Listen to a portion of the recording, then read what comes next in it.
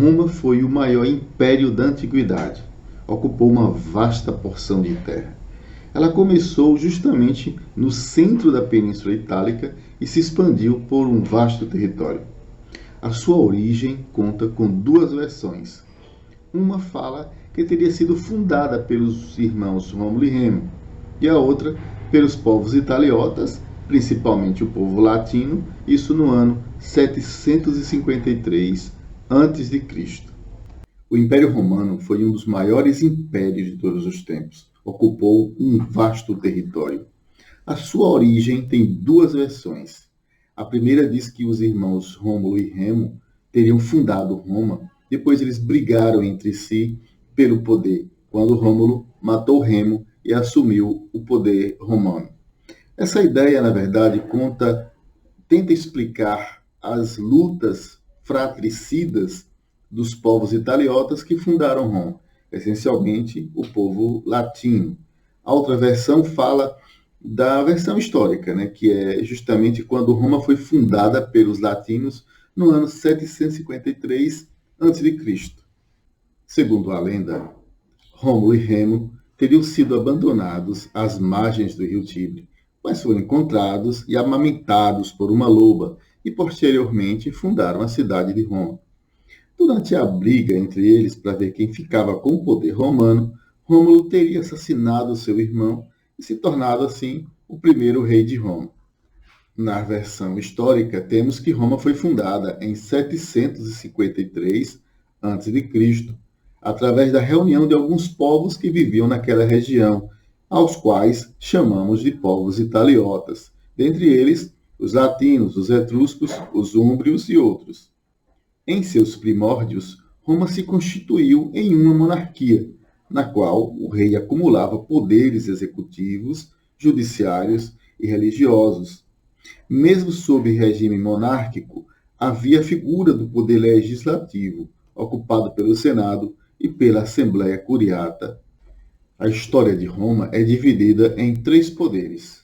Monarquia, que vai de 753 a 509 a.C., a República, que vai de 509 a 27 a.C., e Império, que vai de 27 a.C. a 476 depois de Cristo. Desde a monarquia, a sociedade romana se estruturou da seguinte forma: no topo da pirâmide social, os patrícios, grandes proprietários de terras, aqueles que se consideravam descendentes dos fundadores de Roma. Depois temos os plebeus, que eram pequenos proprietários, agricultores, comerciantes e artesãos.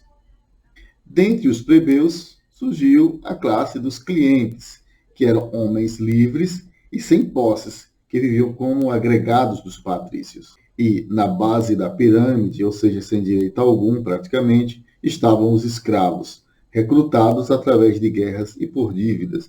Então, normalmente, os prisioneiros de guerra eram vendidos como escravos. Ao todo, 7 reis governaram Roma durante a primeira fase da sua história, ou seja, na monarquia. Dentre os 3 últimos, possuíam origem etrusca. Em razão de conflitos internos, o Senado destituiu o último rei etrusco, chamado Tarquínio o Soberbo, e passou a exercer suas funções, fato que marcou o fim da monarquia e o início da República. Então a República começa aí em 509 a.C. e vai até 27 a.C. Na República podemos aí enumerar 3 órgãos principais de poder: o Senado, responsável por criar as leis; as assembleias, responsáveis por votá-las; a magistratura, conjunto de cargos eleitos pela Assembleia Centuriata, que exerciam funções específicas para executar as leis. A magistratura era composta pelos seguintes cargos: tinha os cônsules, que eram 2 cônsules, eleitos para um mandato de 1 ano, e entre suas funções estavam a de presidir o Senado e a Assembleia. Haviam também os pretores, encarregados de tarefas judiciárias; os edis, responsáveis pela administração do espaço urbano; os censores, contabilizavam a população e sua renda. Os questores administravam o tesouro público. Então, esses cargos, nós podemos compará-los aos que temos hoje. Por exemplo, os cônsules, eles cuidavam do executivo, como se fossem governadores, presidentes. Os pretores eram aqueles que cuidavam da justiça. Podemos comparar com promotores e juízes. Os edis, que cuidavam do espaço urbano, nós podemos comparar com os vereadores, aquelas pessoas eleitas pelo povo para cuidar das questões públicas, né, da rua, do bairro. Então, comparamos com os edis. Os censores, que cuidavam da contagem populacional, hoje nós temos um órgão específico para isso, que é o IBGE aqui no Brasil. Né? Os censores que saíam fazendo as pesquisas e estatísticas. Os questores, nós podemos comparar com aqueles que cobram os impostos, né? Aqueles órgãos, hoje em dia, que são responsáveis pela cobrança de impostos e também pela sua aplicação no Tesouro Público. Devemos lembrar que foi na República que houve uma grande expansão territorial para Roma. Incorporou, então, áreas da Europa, da Ásia e do norte da África. Então, os romanos dominaram vastas regiões, inclusive longínquas da sua origem. Nessa sua expansão, Roma, então, vai entrar em conflito com Cartago, porque Cartago dominava praticamente o mar Mediterrâneo, mar que os romanos consideravam deles. Tanto é que chamavam de Mare Nostrum, que quer dizer nosso mar. Cartago, que tinha sido uma colônia fenícia e cresceu muito graças ao comércio marítimo, dominando toda aquela região do mar Mediterrâneo, vai entrar em conflito com Roma pelo domínio do mar. Esse conflito, conhecido como Guerras Púnicas, foi vencido por Roma.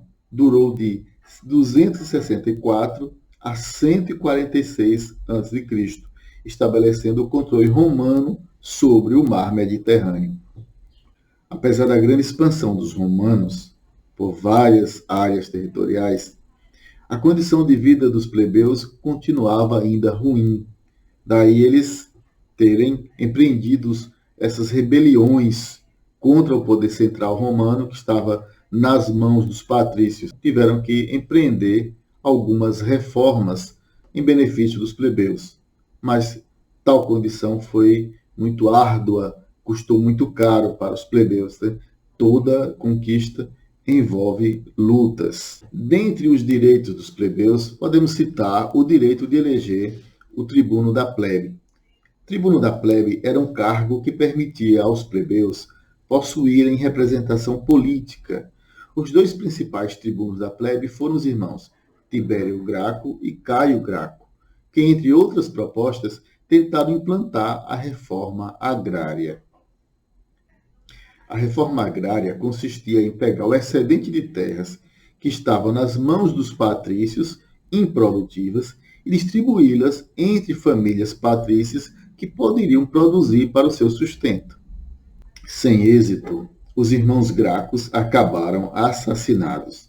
Dessa forma, apesar da conquista de direitos por parte dos plebeus, o sistema político em Roma continuou sendo controle dos patrícios. A fase final da República foi marcada por crises sucessivas, que levaram à criação de 2 triunviratos, ou seja, a divisão da administração entre 3 governantes de cada vez. O primeiro triunvirato foi formado em 60 a.C. e era composto por Júlio César, Pompeu e Crasso.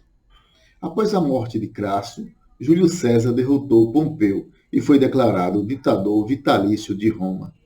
Após entrar em conflito com o Senado, Júlio César também acaba assassinado, e um segundo triunvirato é formado, desta vez por Marco Antônio, Otávio e Lépido. Novamente, os 3 governantes entram em conflito e Otávio sai vencedor. Dessa vez, sem nenhum rival com chances de derrotá-lo, Otávio é declarado imperador de Roma, dando início ao 3º período de sua história. Júlio César tentou se tornar imperador romano. Não conseguiu, porque foi assassinado por vários senadores que o esperavam traiçoeiramente lá no Senado. Ele foi esfaqueado até a morte consta que dentre eles estaria uma espécie de filho adotivo ou protegido político, ou até um apadrinhado político, digamos assim, que foi Brutus. Ele teria proferido a famosa frase histórica, né, muito repetida, que seria até tu, Brutus. Agora, o sobrinho de Júlio César, Otávio Augusto, é quem consegue o intento dele e se torna o primeiro imperador romano, Otávio Augusto. O império começa em 27 a.C. e vai até 476 d.C., quando Roma, então, foi assolada por diversas invasões bárbaras. O império iniciado por Otávio Augusto, título que significava divino, foi marcado pela estabilidade das conquistas territoriais e pela manutenção do escravismo. No âmbito interno, Otávio consagrou a política do pão e circo, que consistia em distribuir alimentos e promover grandes espetáculos, como os combates entre gladiadores, para entreter as massas e coibir revoltas.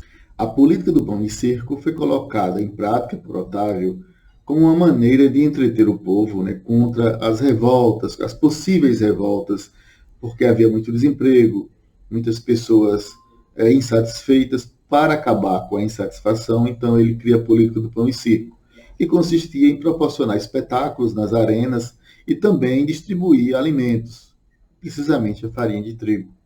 A relativa estabilidade conseguida no período, sem grandes contratempos militares, ficou conhecida como Pax Romana. Após a morte de Otávio, o trono romano foi ocupado por várias dinastias, e até o fim do Império, alguns governantes se destacaram. Nero, por exemplo, iniciou a perseguição aos cristãos, que adoravam um único Deus, o que ia contra as práticas religiosas romanas, já que eles eram politeístas. Seu governo também foi marcado por grande instabilidade política. Diante da redução do expansionismo romano, a economia dependente da mão de obra escrava começou a apresentar sinais de declínio que influenciaram a estabilidade do império. Depois de longos anos de perseguição aos cristãos, o imperador Constantino, através do Edito de Milão, encerra oficialmente a perseguição em 313 d.C. Ainda sob o governo de Constantino, a capital do império é transferida de Roma para Constantinopla, na porção oriental do império, no ano de 330 d.C. Como última tentativa de salvar Roma, o imperador Teodósio transforma o cristianismo em religião oficial, através do Edito de Tessalônica, em 391, e divide o império em dois, o do Ocidente, com capital em Roma, e do Oriente, com capital em Constantinopla. Menos de 100 anos depois, o Império Romano do Ocidente não resiste às invasões bárbaras e cai em 476. Os bárbaros para os romanos eram qualquer povo que não falasse o latim, a língua oficial romana, ou o grego. Ambas eram consideradas cultas. Quem não fosse então romano ou grego, para os romanos seriam os bárbaros, como os godos, ostrogodos, suevos, germânicos, inúmeros outros povos. O Império Romano do Oriente, por sua vez, sobreviveria ao longo da Idade Média e daria origem ao Império Bizantino. É isso aí, gente. Ficamos por hora por aqui e até o próximo vídeo.